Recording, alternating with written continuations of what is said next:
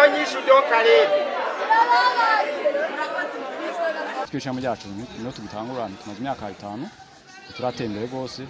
Rero twashoboye guca ngaha amatavugana n'umuyobozi atubwiye ko bakeneye ibitabo abana. Rero niho twaciye tuza no munsi kubashikiriza n'ingabire twarose bitwashoboye kuronka nubwo bidakwiye. Bazana ibitabo cika 46.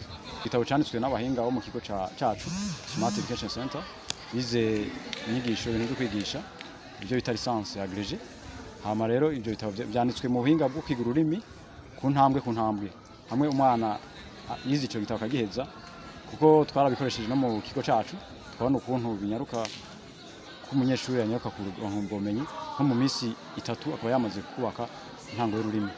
Nibaza rero ko n'abana bizofasha kuko abana bashaka bato.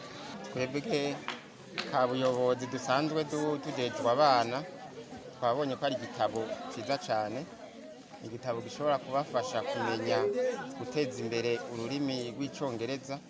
Nabonye ko harimo ibitari bike, yego turakengurutse, tuba dukengurutse ukungene muriko mufasha abana kugira ngo babandanye bungura ubwenge mu rurimi rw'icyongereza, na cyane muri no minsi tubona yuko indimi zigenda, ubumenyi bw'indimi bugenda burasubira inyuma buhoro buhoro.